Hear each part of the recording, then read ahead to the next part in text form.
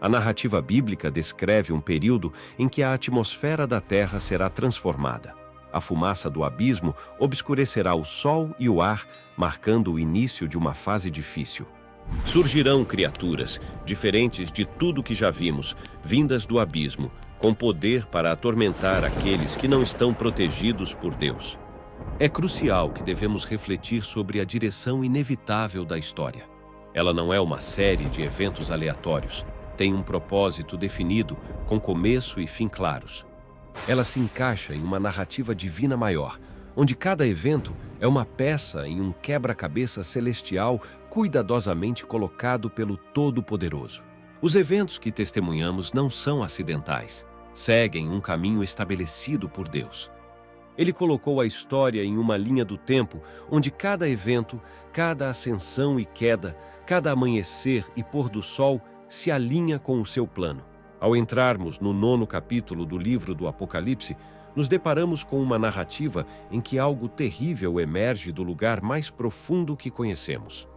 Este capítulo, povoado por seres espirituais e atividades cósmicas, nos dá uma visão ampla do mundo espiritual interagindo com o nosso. Ele nos mostra dois exércitos aterrorizantes liberados para causar caos: o exército do abismo e o exército do Oriente. Hoje, vamos nos concentrar no exército do abismo. O abismo é um ponto de grande discussão entre os estudiosos bíblicos, abordado nos versículos 1 a 12 do Apocalipse 9. Estudiosos argumentam que se trata de uma descrição literal de criaturas saindo do abismo.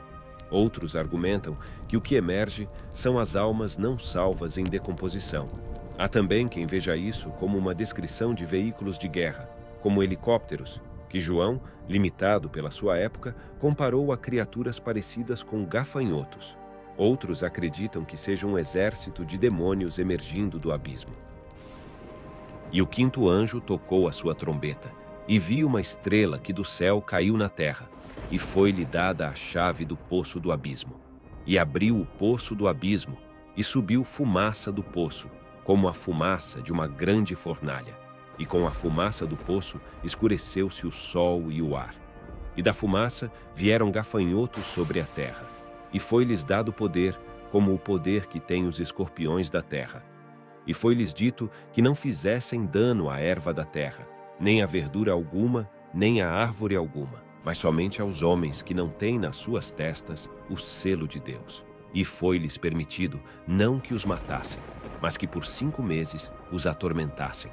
E o seu tormento era semelhante ao tormento do escorpião quando fere o homem. E naqueles dias os homens buscarão a morte, e não a acharão, e desejarão morrer, e a morte fugirá deles.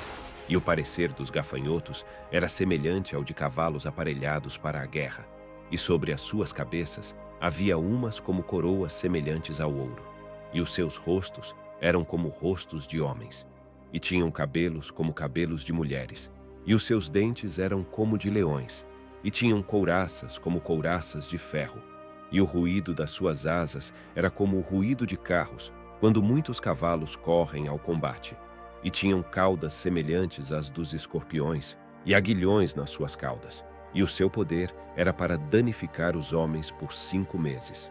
E tinham sobre si rei, o anjo do abismo. Em hebreu era o seu nome Abaddon, e em grego Apolion. Passado é já um ai. Eis que depois disso vem ainda 2 ais. João, que recebeu visões sobre os últimos tempos enquanto estava na ilha de Patmos, testemunhou algo extraordinário. Ele observou que as criaturas que emergiam do abismo não estavam sem rumo, elas eram lideradas. Esse líder não era apenas uma figura simbólica, mas uma entidade que coordenava as ações e influências daqueles sob seu comando. O nome dado a essa entidade é Abaddon, em hebraico, e Apolion, em grego. Ambos significam o destruidor. Muitas pessoas associam essa entidade a Satanás em pessoa. No entanto, Apolion não é sinônimo de Satanás. A visão de João na Bíblia envolve anjos tocando trombetas, cada uma anunciando uma calamidade mais severa que a anterior, com a 5ª, 6ª e 7ª trombetas, sendo os 3 avisos que precedem eventos significativos nos últimos tempos. Apocalipse 9, versículo 1, ilustra a descida de uma estrela que então recebe a chave do abismo, um lugar retratado como um centro de detenção para anjos malignos ou entidades demoníacas. Este poço, conforme mencionado por João e visto em Apocalipse capítulo 20, versículo 3, é onde se profetiza que Satanás será aprisionado por 1000 anos. João descreve a estrela com o pronome ele, mas a identidade ainda permanece sendo um mistério. Alguns acreditam que seja Satanás quem recebe as chaves, enquanto outros acreditam que seja um anjo. Ao receber a chave, este ser abre o abismo, liberando criaturas descritas como gafanhotos, lideradas por uma figura referida como Apollyon. O confinamento dentro do abismo é uma narrativa que deixa claro que Satanás e Apollyon não são idênticos, pois Satanás é descrito em 1 Paulo como uma entidade livre vagando pela terra. Apollyon parece mais plausível como um dos principais anjos servindo sob Satanás.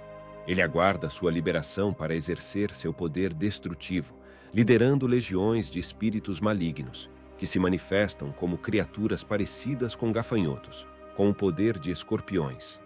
É vital para nós compreender as criaturas que habitam esse abismo. É um refúgio para demônios, anjos de Satanás e uma miríade de espíritos sob o domínio do mal. Embora provavelmente existam inúmeros anjos semelhantes a Apollyon dentro desse abismo, nosso foco está em Apollyon, o anjo agraciado com capacidades destrutivas sobre a terra.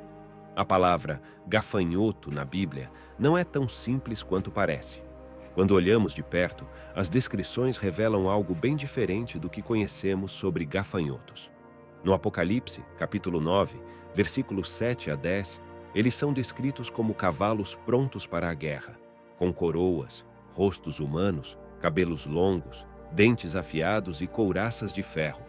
Suas asas fazem um som semelhante a carros e cavalos em marcha para a batalha, e suas caudas lembram escorpiões. É uma descrição muito diferente dos gafanhotos que conhecemos.